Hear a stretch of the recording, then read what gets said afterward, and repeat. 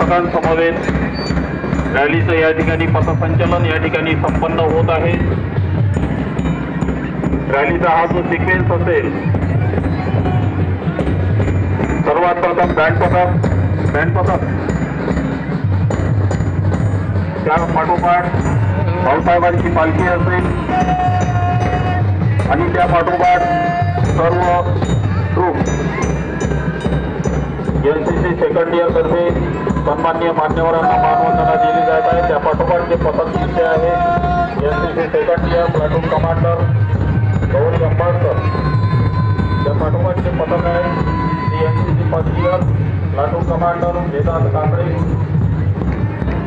सन्माननीय मान्यवरांना मानवंदना देत आपले पथक पुढे घेऊन जात आहे। त्या पाठोपाठ असणारं जे पथक आहे NCC first year platoon commander कुमारी आसावरी लांडे आपल्या पथकांसमवेत,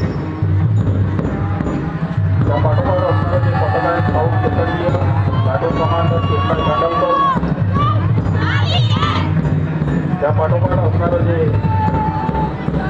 पथक दिसत आहे आपल्याला ते गाईड सेकंड इयरचं पथक आहे प्लाटून कमांडर कुमारी समृद्धी भड, आणि या पुस्तकामध्ये जे आपल्याला पथक दिसत आहे ते guide first year platoon commander कुमारी मार्गवी कंटे, आणि सर्वात शेवटी जे पथक दिसत आहे ते RSP पथक प्लाटून कमांडर कुमारी वेदांत सराड सन्माननीय मान्यवरांना मानवंदना देत आपले पथक पुढे घेऊन देत आहे।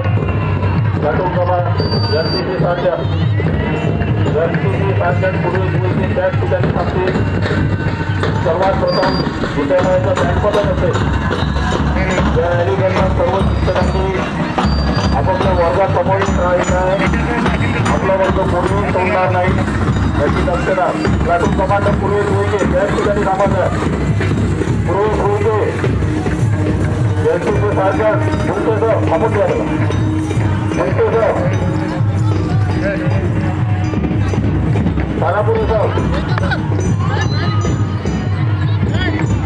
सर्वात प्रथम विद्यालयाचं बँड पथक, त्या पाठोपाठ भाऊसाहेबांची पालखी येते आणि त्यानंतर सर्व